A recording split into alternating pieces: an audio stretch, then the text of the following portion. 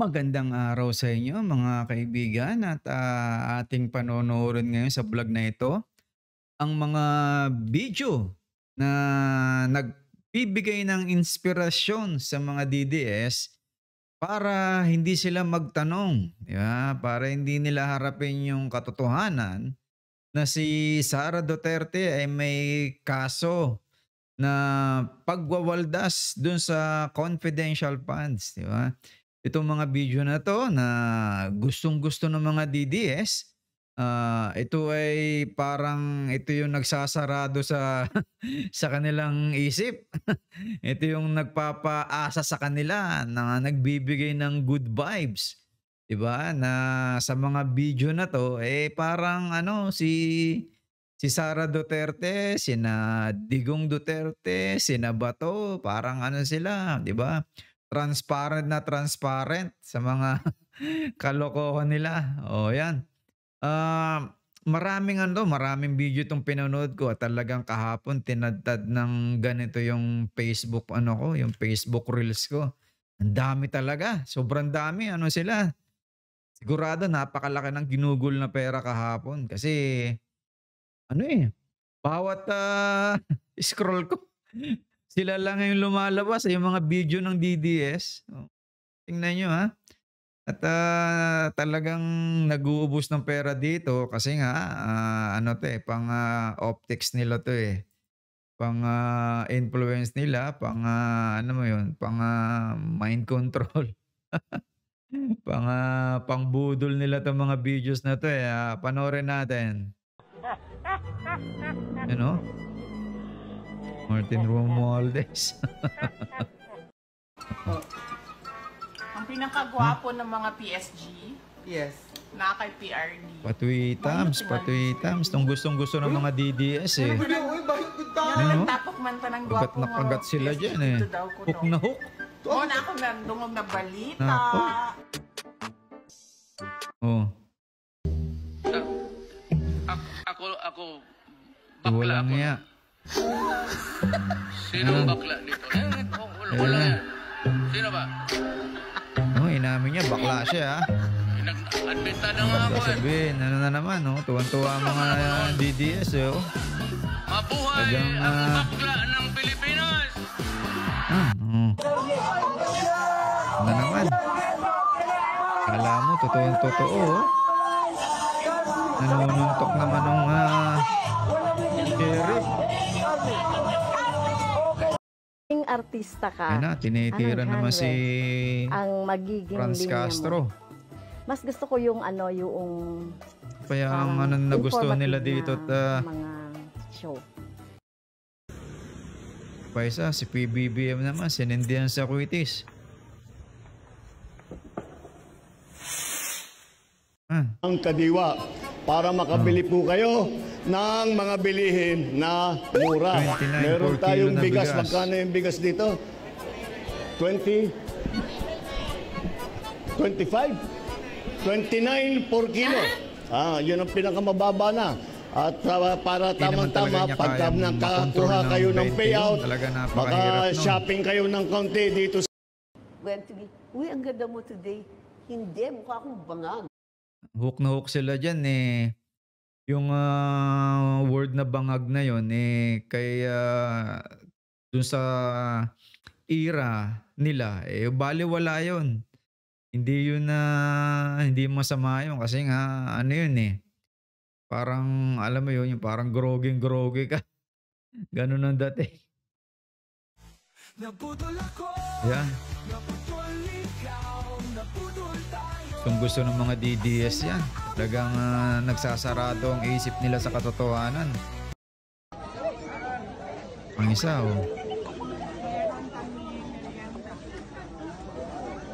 pagandahin nyo ang Davao. Yun ang tingnan natin kung kaya nyo. Aming squatter sa Davao Ang isa. Nadali dito si General Torre, na-set up.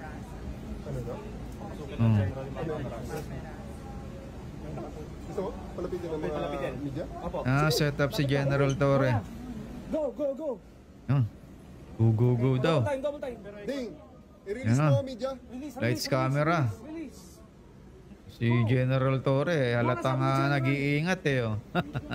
Lapit na. Oo, nag-iingat siya eh. Baka nga ma-setup siya eh. Ayun ang hospital. Hanggang dyan lang naman yung camera eh. Ayun ang hospital. Hanggang dyan lang sa inyo. Huwag nyo lang i-block yung side ng camera.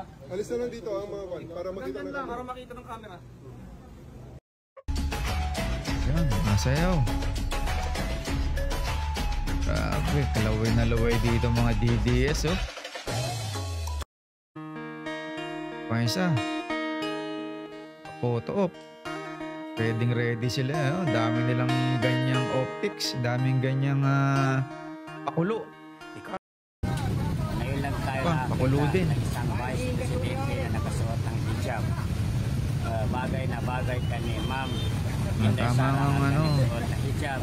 Yan nga yung suot mo. Hindi mo akalain na Christian siya. AI naman to, AI. Pantuwa sila dyan eh. Ito, karatehan ni Franz Castro. Wala yan, nangyayari na, no? Tutusin, mas madaming pinuproduce na ganito ang mga DDS. Napakadami talaga. Yan, no? Patay si ano. Di ko alam paano nila nakukuha yung ano eh. Kung ano yung ganda dito sa video na to eh. Ano? Hindi nito nasasagot yung mga akusasyon kay Sara eh. Ano pa, isa pang effect. Agila, hindi naman agil yan si Sara. Lobo yan, lobo. Ito pa isa. Kulto. Leader ng kulto. Ito naman, isang madugo ang kamay, madaming pinatay. Ano mga, pati yung kanta, kinapit kay speaker. Pinumag na nakaw si speaker. Ako, walang kabuhay-buhay yan. Natulong na si Kitty Duterte para maka-influensya ng kaunti. Gusto ko lang i-share sa inyo ang Ayan. kusina. Ito. Talagang ano eh. Oh. LV ang mantra po dyan. Kilig na kilig dito mga DDS eh. Feel na feel nila si Sara down to earth. Labo yun. Yan, ito ang gustong-gusto nila na paninira oh. Tuwan-tuwa dyan ng mga DDS. Good morning! Suka man sa paningin ninyo, mamahalin pa rin. Kasi hindi lahat ng maasim, pangit. Minsan, ito pa ang nagdadala ng lasa sa buhay. Kaya ano pang inaantay ninyo? Magpili-pilaban na! Ako eh, ikaw na lang. Your concern is human rights. Mine is human life. Human rights at human life. Talagang pag pinaniwalaan mo tong sinabi ni Duterte, talagang may tama ka na. Pangisa, malapit na makulong tamba. Eh, kulong nyo, okay. Ito, nag-file na ng kaso si na Topacio. Walang mangyayari dyan. Wala naman kayong ebidensya. Wala kayong whistleblower. Wala kayong witness. Wala kayong dokumento. Eh, sayang lang yung ano niya. Mga laway dyan. Ako, isa pang fake. Oo, yan. Hanggang bilib na bilib sila dito sa video na ito eh. Ito, paninira kaya Dan Fernandez.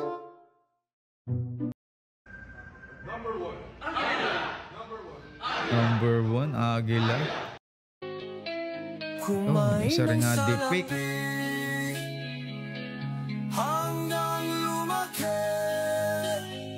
Talagang ginawa nilang parang ano eh, no? Magnanakaw si pera lang talagang hangad eh. Oh. Nawawala yung ano eh, nawawala yung issue kay Duterte pag nakikita ng mga DDS to.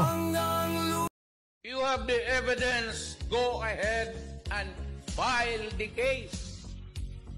Wala akong problema. I can rot in prison for my country. Kalokohan mo. Malacanang pala sa Mindanao. Sige, gumawa ka ng sarili yung Malacanang dyan. Tingnan natin.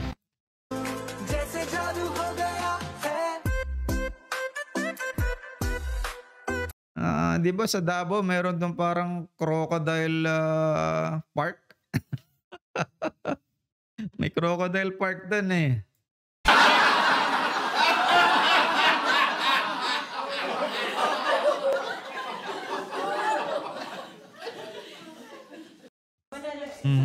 Yan. Talagang ano eh. Naglalaho yung issue kay Duterte pag napapanood ng mga DDS to eh.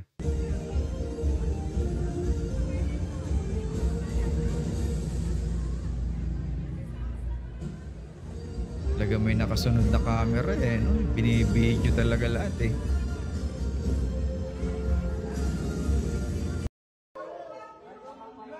Yan no?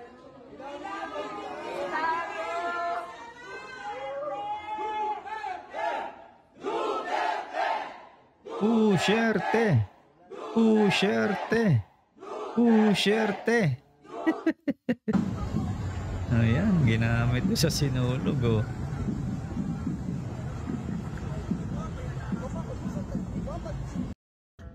Pinoy, noy, noy, noy. Patong walang wala namang bumoto dito mga kaibigan eh. Totoo lang, yung election natin, nahak ang resulta nun. Hak yun. Hindi talaga panalo to. Yan pinakilman ng China yung election results natin nung nakaraang election. Paninira kay Trillanes. Kasama si Mayor Sonny Trillanes. Nito, hindi naman talaga sila magkakilala eh. There's only one God. It's Allah. Walang ibang Diyos. Only one God. Paano yung Diyos ni Kibuloy?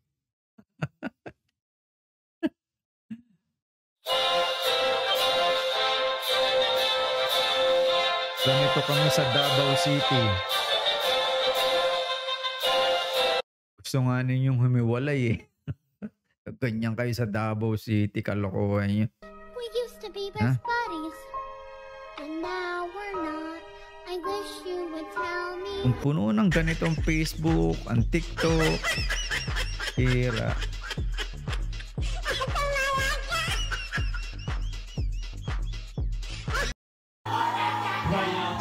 Mga DDS.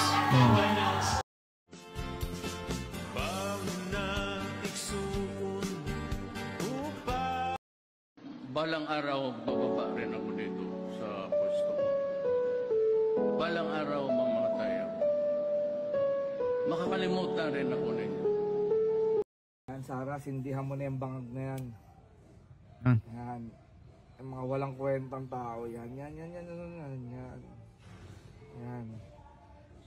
Yung mga traidor sa bayan.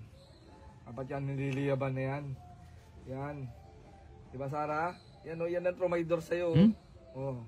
Yan ang trumaydor sa'yo. Trumaydor? Ayos na yan. Sunugin na yan. Traidor yan eh. Paano traidor ni BBM yan?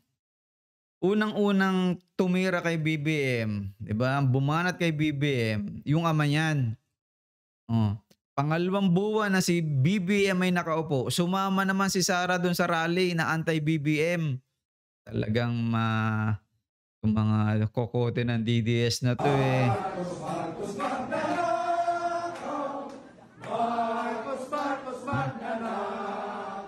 Nanakaw daw. Kagwapa, oh. Very beautiful. Hi, ma'am. Gwapahan ni mo, ma'am, oy. Very beautiful, very lovely. Ako.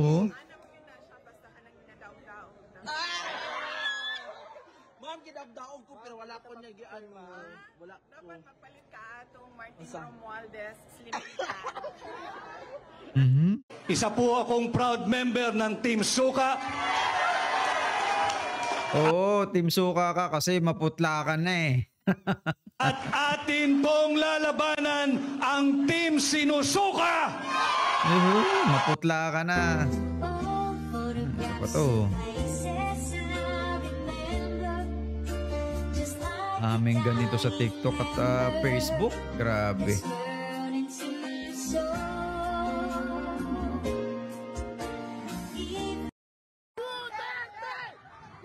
Oh, ito. Happy Fiesta Rizal.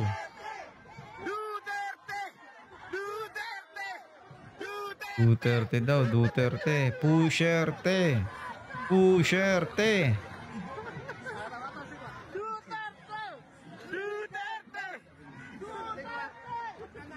Oh, yari kayo. Magnanakaw. Ay, nako. Hala, lagot na po. Ito naman, paninira kay Manny Pacquiao.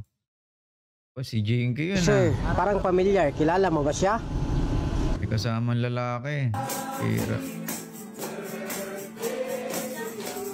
Ano?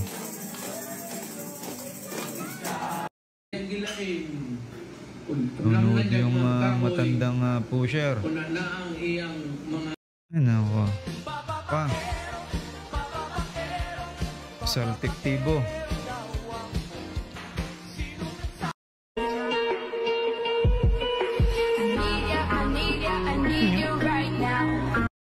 I need you right now sa krimen. Siya nga yung napakadaming krimen na ginawa. Mga DDS na to. Bitch out. Bring your baddest bitch out. Bring your baddest bitch. I want the baddest bitch. Yan na.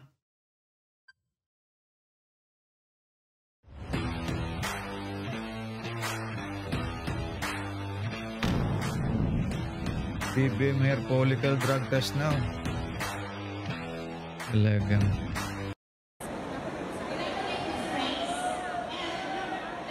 Wala mong lakad ni Bato yun ah.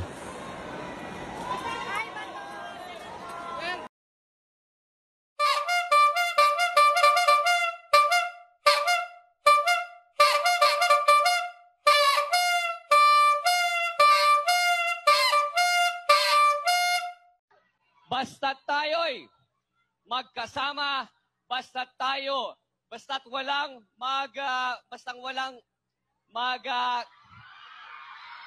Kaya namang mali ginawa doon, wala naman. Pinagko-compare yung public market ng titi ni Romualdez.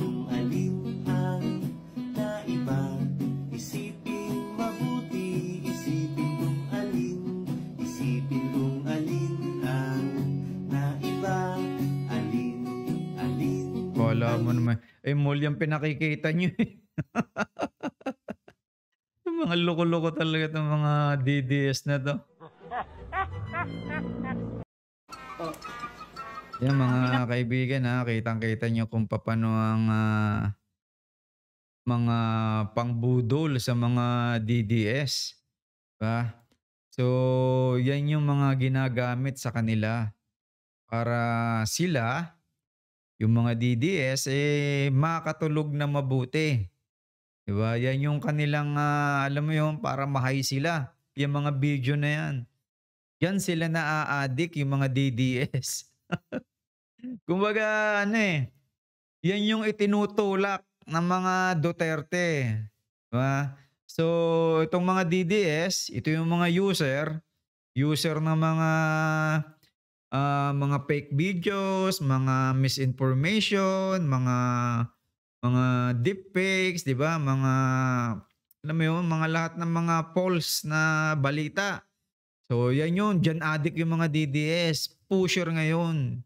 'Di ba? Pusher ng mga ganyang fake news sa mga DDS. 'Di ba?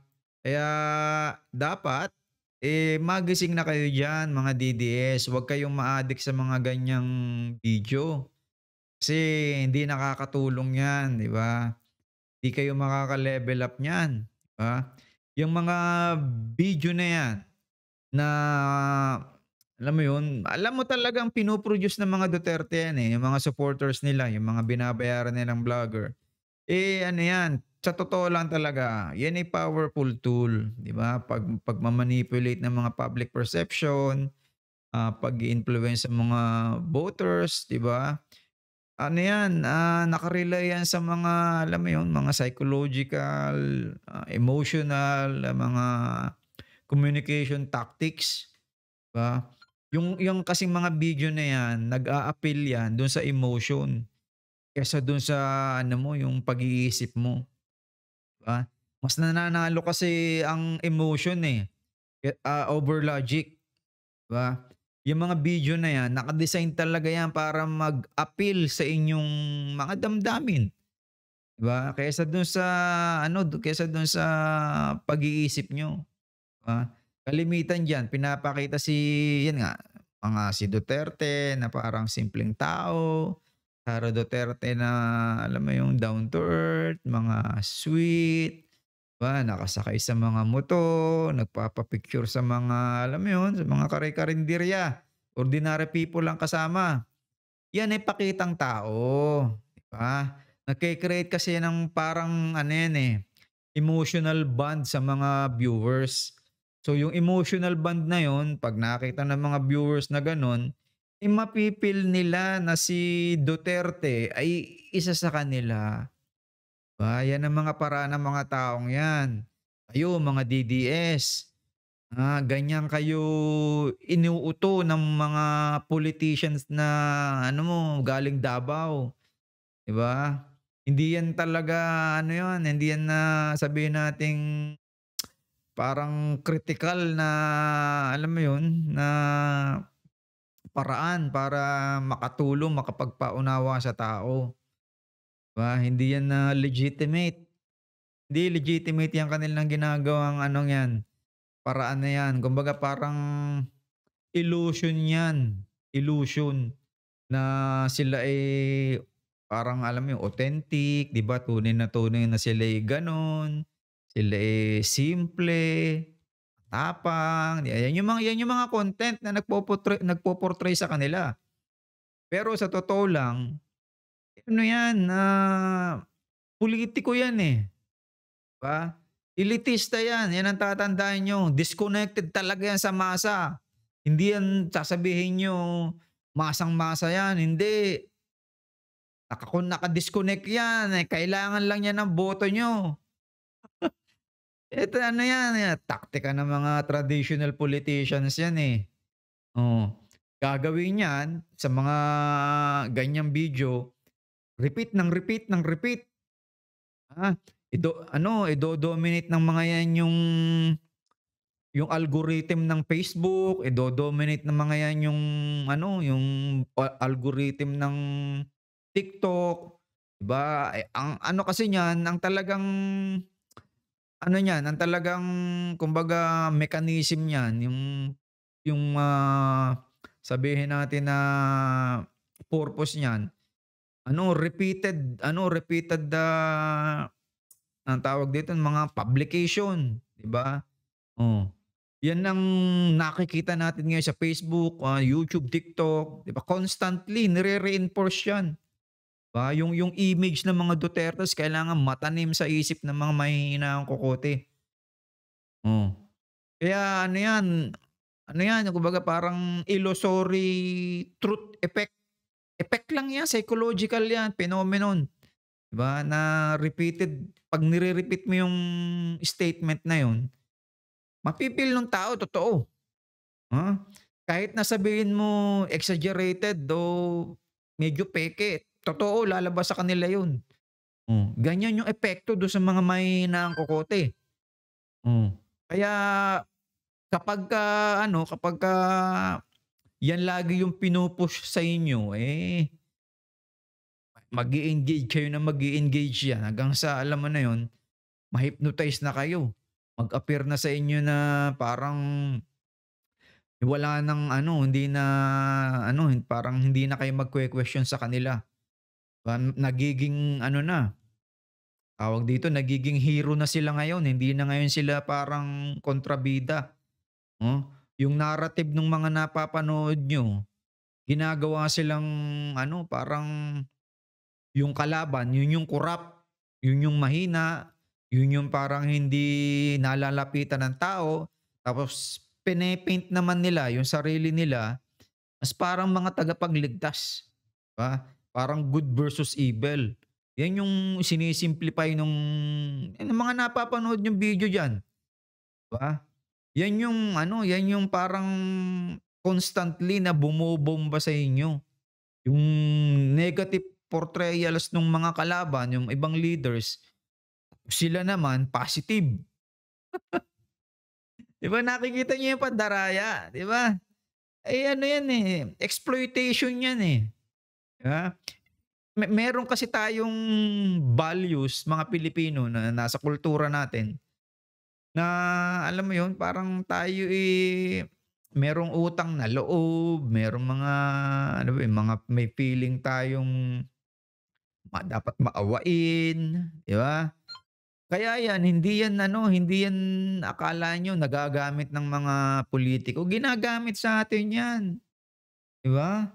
Ginagamit sa atin yan. Talagang yan ang ipinipid sa atin. Yan yung pinakakain sa atin.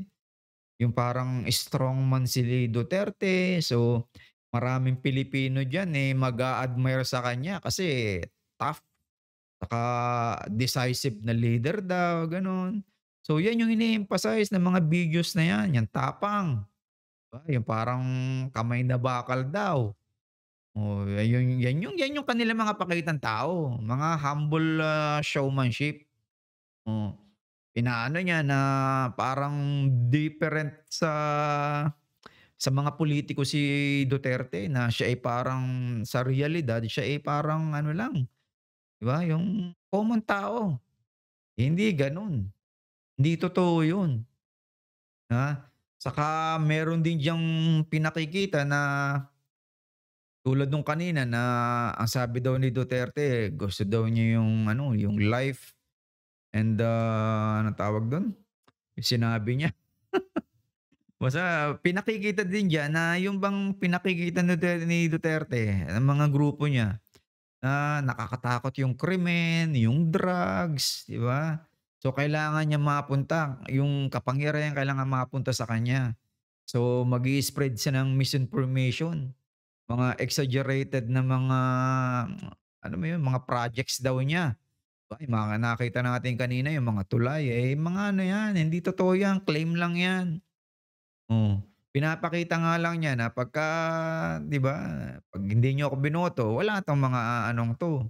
Wala itong mga projects na to, itong mga social developments na to.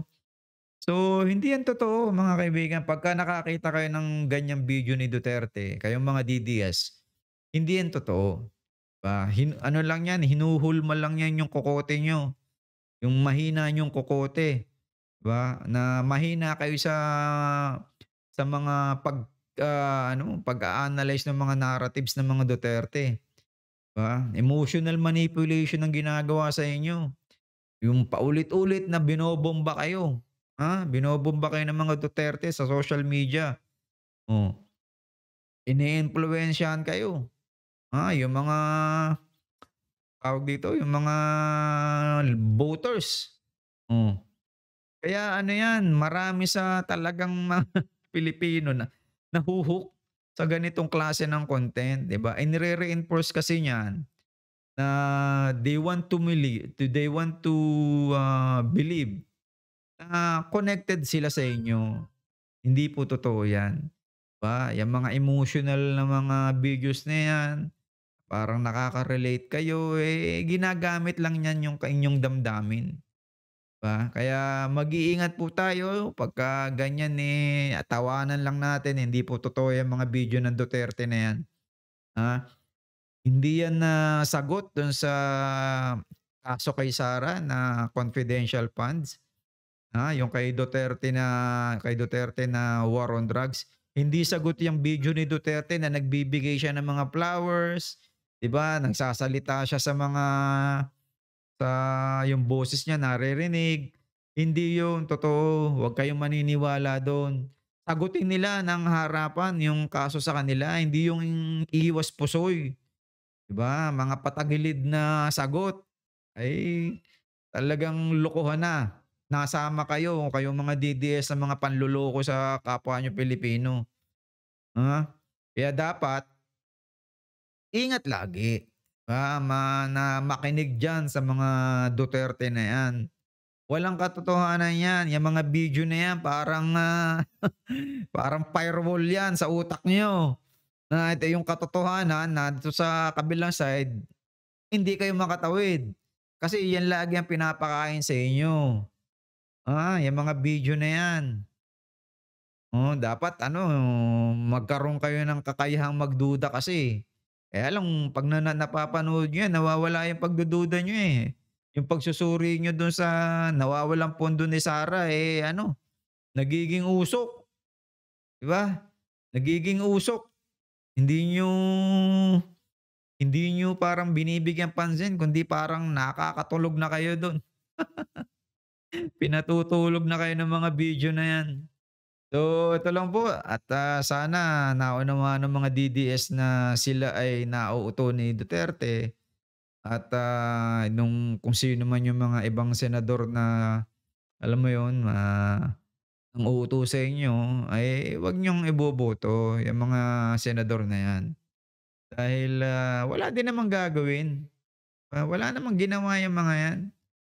Mga pakitang tao lang yung mga ginawa ni Bongo. Pakitang tao lang yun, branding lang yun, 'di ba? Pang-branding lang nila yun. Para sa susunod na eleksyon meron silang pampakita sa inyo. So, yan lang po at maraming salamat po ulit. Tayo po sana lagi kong inuulit na ating aralin ang mga pinagagagawa ng taong ito sa ating lipunan at talagang lantaran na po tayong niloloko. Dapat na 'tong mga taong 'to ay makalasap ng, parusa do'n sa ginawa nilang mga nakaraang, alam mo 'yun, pagkitil sa maraming Pilipino, yung mga nahirapan. Dapat talaga magkaroon na ng matinding action dito ang gobyerno. Tapusin na yung drama, kasuhan na 'tong mga taong 'to, 'di ba? Dahil talaga hindi magkakaigi na 'yan ang example nagiging ganyan na example ng gobyerno natin.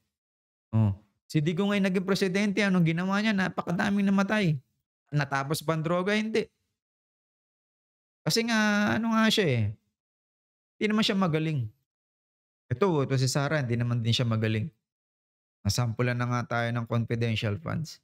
So, yan lang po at sana ay tayo'y sabi ko nga ay, mag-isip at, kahit papaano ay tumulong sa pag-i-spread ng katotohanan at, marami po kasing taong mga siraulo talaga ngayon. Napakadami sa kalsada, 'di ba, sa mga park, sa mall. Madami na po ang kumakalat ng mga 'di ba, mga taong ganyan na crazy people, 'di ba, na walang pakialam. Okey lang po. Hanggang diyan lang po ulit at sa susunod po ulit sana po kayo'y nasa mabuting kalagayan mga kababayan. Hanggang sa muli po sa ating muling pagba-vlog next time. Maraming salamat po.